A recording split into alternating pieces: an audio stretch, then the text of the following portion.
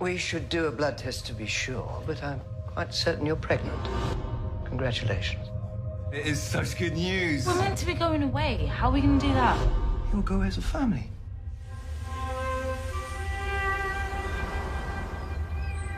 Congratulations. Thank you. I think it's going to be a boy. We've decided that we're moving to Australia. You're not taking my grandchild. We need a fresh start. You cannot walk out on this place! Welcome to Novelpro Junkie. I want to thank you for being here with me. So how are you doing today? I'm very good, thank you. Okay. So first off, what is your favorite horror movie growing up? Oh, wow. I had a big brother. My brother's 4 years older than me. So we'd always watch horror movies that I was too young for. So I remember watching like Predator and like RoboCop and those kind of things. I guess I'm a big fan of like The Thing, you know, the John Carpenter one. So that was probably my favorite. I mean, The Shining's an obvious choice. Maybe American Werewolf in London. That's a good movie. What I like about American Werewolf is that it's not just a scary movie. It's like it's got funny bits as well. You know, it's like kind of humorous and a bit scary. And in fact, there's a really interesting film that came out about the same time, which is another werewolf movie called, now let me remember what it's called, In the Company of Wolves. Have you ever heard of that? It's probably a bit art house, maybe. It was a British film, but it was quite fairly big. But that had a really good like transformation scene, like a person into werewolf transformation scene that freaked me out when I was a kid. It basically gave me nightmares for years. So that's good. In the Company of Wolves that's a good choice. And also, my earliest film memory was watching on the BBC, the British kind of public broadcaster had a version of A Picture of Dorian Gray, which is a Oscar Wilde novel, and they did like a dramatization of it, and that has kind of like a scary ending. And that freaked me out when I was a kid. That totally freaked me out. But yeah, I've always liked kind of horror movies and scary movies. So was Kindred the original title, or were there other titles? There were quite a lot of other titles. So when we first wrote it, it was called Kin. But then there was a film came out 3 or 4 years ago called Kin, like a kind of sci-fi thing. So we had to change it. So we changed it to Kindred, and it stayed that way for a while. And then for some reason, I can't really remember why, we changed it again to Corvidae, which is basically what it was called all throughout the shoot, and everything was called that, Corvidae, which is like a Latin word for like the crow family of birds. They're called Corvidae. And then it dawned on us that no one knows no one knows what Corvidae means. So we changed it back to Kindred in post, basically. So now it's Kindred. Awesome. So my next question is, what research did you do when writing Kindred? A lot. So because a big part of it is about well, so you know, guys, it's different in America. In the UK, we have a big class system. You know, working class, middle class, upper class is like very defined. You know, and what has happened over the years is a lot of very upper class families who used to be the landowners and what we called the landed gentry. They were like kind of posh people that had big castles, kind of like Downton Abbey kind of thing. Over the years, every time someone dies or like a generation dies, the government have what they call death tax. I don't know if it's the same in the States, but the government basically take 40% of everything as a tax, 40% of everything you've got. So over 3 or 4 generations, what used to be quite a lot of money for these families is reduced to not very much money. And they're not really all used to working for a living or working the land. So we did quite a lot of research into historic land ownership, particularly what happened after the Second World War and even the First World War. And there's a lot of big houses in the UK that are crumbling because they can't afford to put new roofs on them and look after them, you know. So we did a lot of research into that. We did a lot of research into postpartum and kind of like childbirth-based mental illness. Not that it is a film about mental illness per se, but we needed to try and spend a bit of time thinking about that, making sure we were portraying things properly. And yeah, I don't know. I mean, I'm a bit of a research nerd. I'll happily sit reading books and taking felt tip, you know, the highlighter pens. Or never far away from a highlighter pen, just going through books, highlighting things, writing up notes, and then kind of trying to include things in the script, you know. Did you write every day, and for how long did you write for? So what happened with this script is, I'm trying to think where it started. Initially, I was writing on my own, and I wrote like a bit of an outline, and it was kind of, I was struggling, to be fair. So I drafted in a friend of mine, Jason, who I've known for 20 years, and he's a writer as well. Although neither of us had a credit. We'd never kind of officially had a film made before. And when he came on board, the whole thing just kind of like, all the jigsaw pieces fell into place, as it were. And he was a really good person to collaborate with. So we tended to work one at a time. So I'd work on it, and then I'd send it to him, and he'd work on it, and then he'd send it to me, and I'd work on it. So we're kind of always sending the script between each other. And then what we tend to do is we tend to work up, you can kind of see it there, like a beat board, like scenes. We write down what all the scenes of the film are and work them out on a pinboard system. And then we'll tend to write an outline, but quite a detailed outline. So the outline can be like 40 pages, you know, of A4, quite A4 paper size in the UK. I don't know if you have A4 paper in the States, but, you know, like normal kind of US letter size kind of paper. And we will basically, it's quite easy to write the outline because you can just kind of like jump around and mess things around. And it's easier to make changes in the outline than it is to make changes in the script. I don't know if it's the formatting thing or because your brain you haven't kind of like formalized it into a script yet, so it feels a bit more easygoing. And I find as soon as you turn that into a script, you know, shit gets real. Everyone takes it very seriously. You know, it gets much harder to kind of like change one scene without something else changing, and kind of like there's a bit of a house of cards going on. But I'd say I tend to write if I haven't got a job to do, because I'm still working as like a kind of jobbing kind of film dude, like kind of filming things, commercials and web films for the web and all kinds of weird things, and editing, whatever else. If I haven't got a job on, I'm writing. Like at the moment, I'm writing kind of 2 scripts, and kind of juggle some kind of day job at the same time, you know. What is the most enjoyable thing about directing? I think that I really enjoy it, and I think that I find it very natural. It comes very naturally to me, you know. I find that some people can find it very stressful and don't like kind of being the center of attention and having that pressure on you and stuff. But that stuff, it doesn't really bother me. I really enjoy the collaboration, you know. And I think that's the thing I enjoy the most.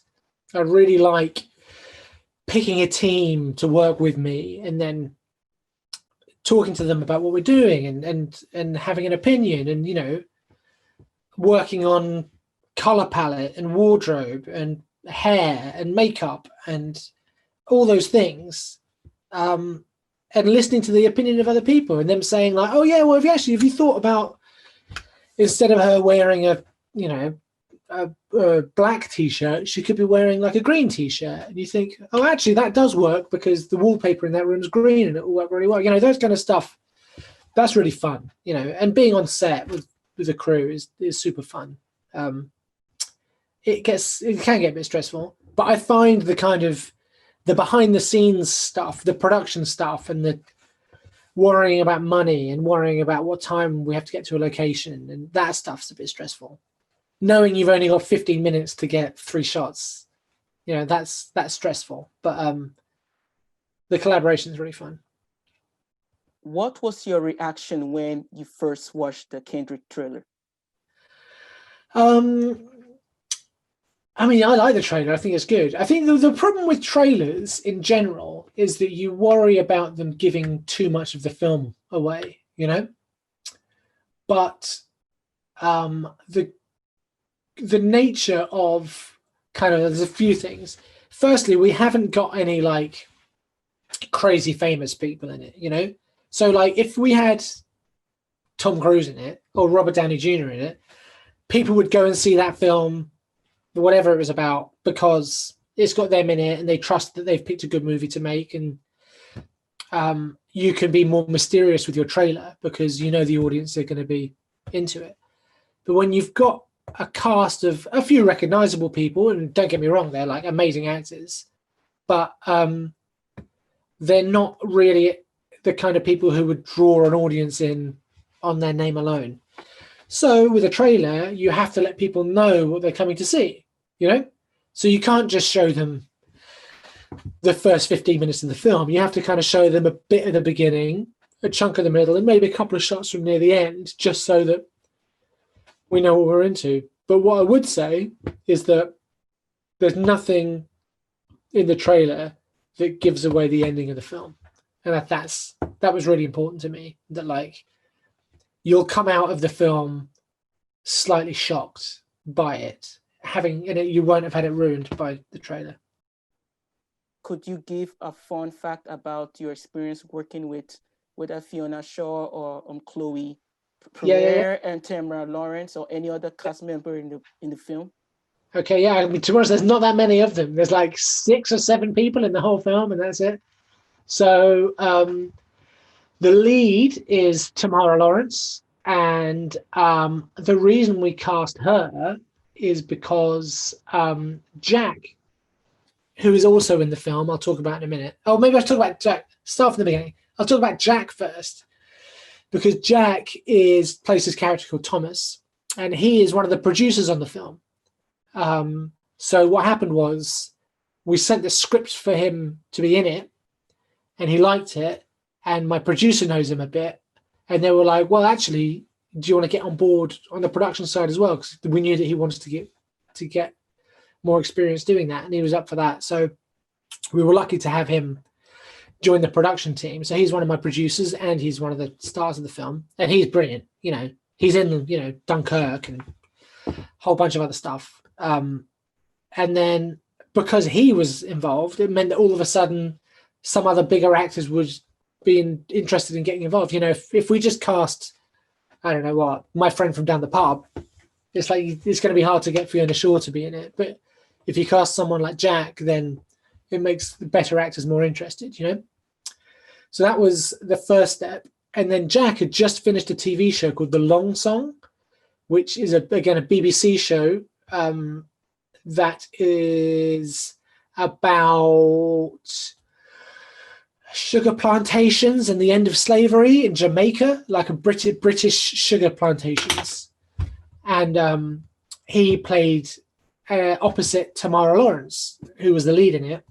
And so he was like, we didn't write the part of Charlotte for a black actress. We just wrote the part for like an actor, any kind of lady. It could have been any ethnicity. So we saw all kinds of people. We saw white people, we saw kind of Oriental people, Eastern European people, and we saw a couple of black actresses. And Tamara, out of everyone we saw, was just by far and away the best actress we saw. I thought she was amazing. She's really like next level. And she came up through theatre. In the UK, we've got a thing called the National Theatre, which is like a very slightly edgy, forward-thinking theatre company who do not quite experimental, but like quite mainstream sometimes, but very good, consistently good theatre. She came up through there. So she's got a lot of experience doing some quite heavy theatre work. She did a big Richard III with Ian McKellen and like kind of big stuff, but hadn't done that much stuff on screen. I mean, this is her first lead role in a movie, you know. And then so we had those two involved, and then we got Fiona Shaw. I met her for a cup of tea and asked her to do it, and she was up for it, which was great. And then she's just the nicest lady, and she's so talented. I mean, honestly, like I can't say enough nice things about her. And then once we had those three, the other parts were all much smaller. We got Anton Lesser, who is one of the guys in Game of Thrones. You probably know him from. But he's only in a handful of scenes. But he's super cool. And then the other two were Ed and Chloe. Ed dies fairly early on. He gets kicked by a horse. He dies at the end of the first act, so like 25 minutes into the film. But it's like a really important role, and it's the kind of part that you don't want to signpost to the audience that like something bad's going to happen. So you don't want to cast like a nobody in that part, because it's a bit of, you kind of know that something bad's going to happen to him. You know, you want to cast the part with someone, if not recognizable, certainly someone really good, you know. And I'd seen him in a couple of things. There was a mini-series called London Spy, and there was a thing called Alias Grace, which is on Netflix, and he was in those. And he was in the Kingsman movies. So I thought he'd say no when I met him.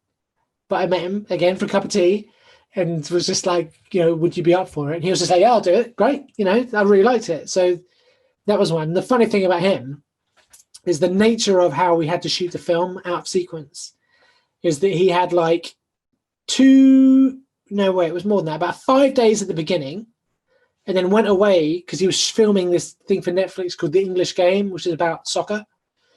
And then came back for like 3 days right at the end to shoot a couple more bits. And while he was away shooting the other thing, he broke his arm. And they were like, I was on the phone to the casting person and was just like, Ed's broken his arm. I'm like, right, okay. They're like, fine. He's got like a cast on, but it's a really little one. I'm like, okay, it'll be fine.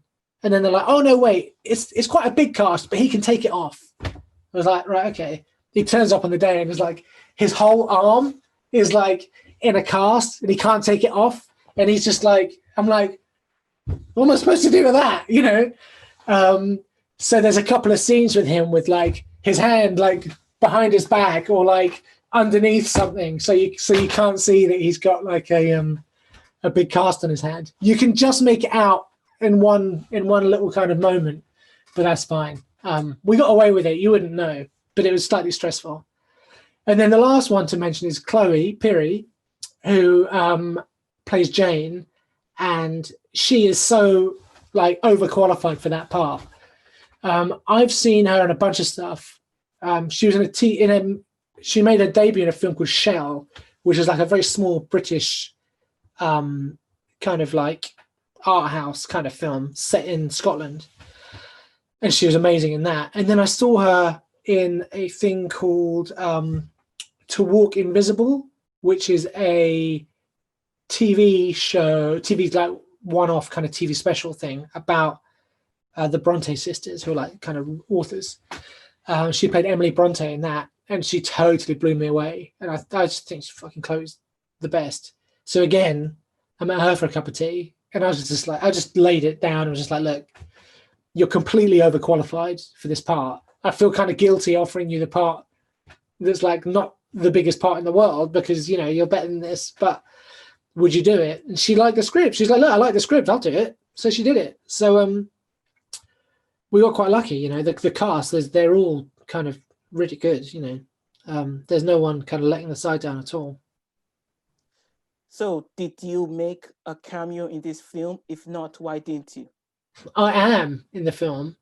You would struggle to see me. I am in the film for about 3 frames. Right at the end of the film, there's a bit where Thomas rushes into the doctor's office, and there's like a quick kind of whip pan across the waiting room. And it kind of wasn't really on purpose, but we didn't have any extras. And it just felt so empty, the room. So I just kind of sat there with my monitor so that I could see it, but the kind of camera couldn't. So I'm in that for a little bit. Although this is supposed to be kind of top secret, but we have actually got a celebrity cameo in the film, and it's in the trailer, but no one would ever know. Do you know the actress Saoirse Ronan? Yeah. So Saoirse Ronan's in the film because her and Jack are a couple. So when we were shooting, Saoirse was in the kind of hanging around all the time. And we kept saying, like, you got to get in the film, you got to get in the film, you got to get in the film. And then there's a scene in the trailer with Tamara drinking a glass of wine in a pub, and the camera kind of tracks in on her. And in the background, right at the back of shot, there's like 3 people sat having a conversation. And the middle person in those 3 is 2 or 3-time Oscar nominee Saoirse Ronan. But no one would ever know it was her. Who, dead or alive, would you like to sit down and chat with? I think from a personal point of view, I think that my mum's dad, my granddad Owen, who died when I was about 12 or so, he was in the Second World War, and he was at Dunkirk. He was on the beach in Dunkirk, and when I was a kid, we always said, like, never talk about the war with Granddad. He doesn't like it because he came back with like shell shock and kind of PTSD. We weren't allowed to talk about it. And actually, I would like to have the chance to talk to him about his experiences, because I think I'd find that interesting. And I think that's something I regret. I was so young, I can't really regret it. But that's something I'd like to have done. In the film world, there's loads of people. I was very lucky in that there's a British filmmaker who died very recently called Alan Parker. And he made films like The Commitments and Angel Heart and Bugsy Malone and a bunch of other stuff. And I was lucky to meet him before he died. I got to interview him for a documentary I was making, and then I went for lunch with him. And I was meaning to send him a copy of the film when it was kind of all announced and finished, and we knew when we were coming out. And I was kind of like really not looking forward to is not the right word, but it was on my to-do list, was like slightly out of the blue, must get in touch with Alan Parker and say, like, you're one of my heroes. I've made this film, but then he died like about a month ago, about 6 weeks ago, maybe. So I'd like to speak to him again, Alan Parker. So, yeah.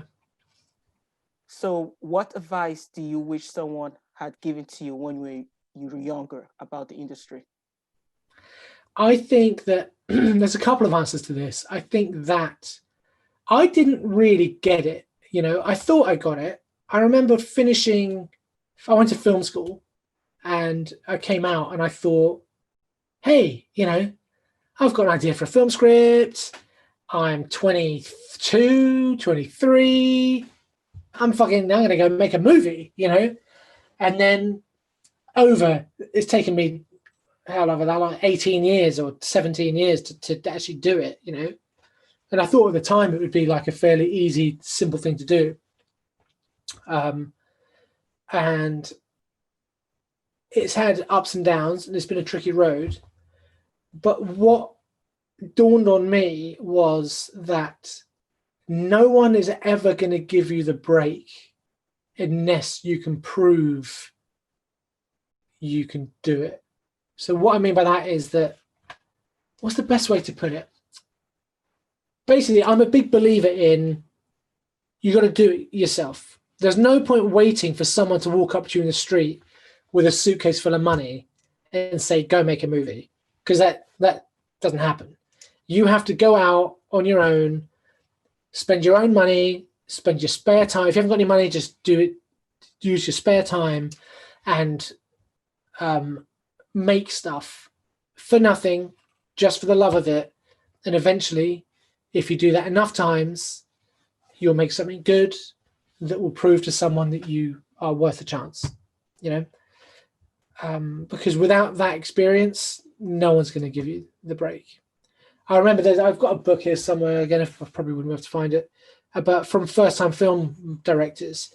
And even the people that it feels like their first film was like Paul Thomas Anderson made a movie, Hard Eight when he was like 24 or whatever. And you think, God, that's lucky. But then you look into it, you realize that the guy's been making short films since he was 12 or whatever it is. You know, he was working at it for 12 years before he got the break, you know?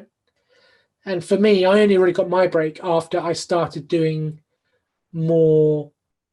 I mean, I got my break as a director from doing short films. If you look at my website, I did this like series of documentaries and a bunch of short films. Even my short film, my kind of best, kind of like biggest short film, I paid for it myself. You know, it cost me thousands, but it was an investment in myself to try and get a film off the ground. Do you know what I mean? You have to invest in yourself. And if you don't have money to invest, you have to have time to. You have to invest time in yourself. By that, I mean, write. If you can't write, direct something, a documentary, whatever it is you can get for free. I met a guy who was an artist, who's like a kind of graffiti, kind of like spray paint guy. And I did a couple of documentaries about him because he's an interesting guy and his work's really good. And so I did that, and then people saw that and they said, oh, actually, I need to do a documentary about Paul McCartney. And I was like, okay, great. So I then got to do a documentary about Paul McCartney. And then after I did that, I met a producer who was like, I liked your documentary about Paul McCartney. Should we do a short film together? And then, you know, so and all of those steps on that ladder came from me making the decision one day that I need to do something off my own back. So this is my last question. Who would you get to play as you in the movie of your life? I will pretty much watch anything that Jake Gyllenhaal is in, you know? So I'm going to say Jake Gyllenhaal because I can't think of a better answer.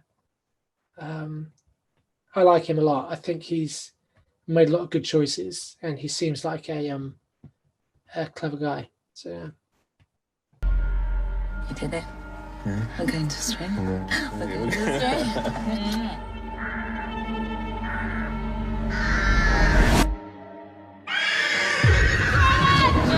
I'm sorry. Someone help! We did everything we could. The funeral's tomorrow. I should go home. No rest. It's the doctor's orders.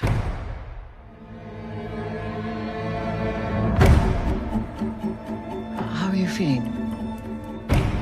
Nauseous? I was the same with Benjamin.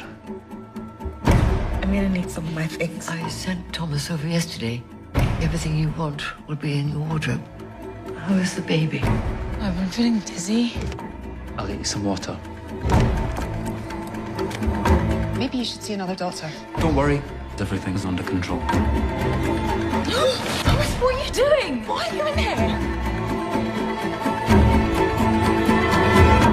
You're not well. You don't even seem to realize that. Why do you keep me trapped in that house? You condition. I don't have a condition. Give me the key. No, I think I'm gonna need your help. Give me the key! No! You're sick. Don't you realize you're the one who's sick?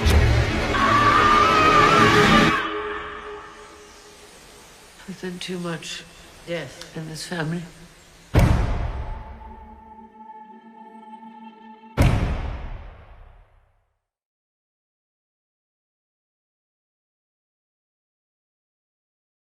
I used to be like in my teens, particularly in my late teens, I used to be like a massive like Led Zeppelin fan, the band. And this isn't it, but there's a book. This is a different Led Zeppelin book. There's a Led Zeppelin book called Hammer of the Gods, which is an autobiography by the guy who was the tour manager of Led Zeppelin. And I'd love to make that into a movie. That is like my dream project. If they ever did it, I'm sure there's bigger, more famous directors than I who would get the phone call. But yeah, to do the Led Zeppelin biopic would be like the absolute pinnacle for me. And yeah, there's a book called Hammer of the Gods that would be like the starting point, I think, for that. So that would be, I don't know, let me see who wrote it. 1 second.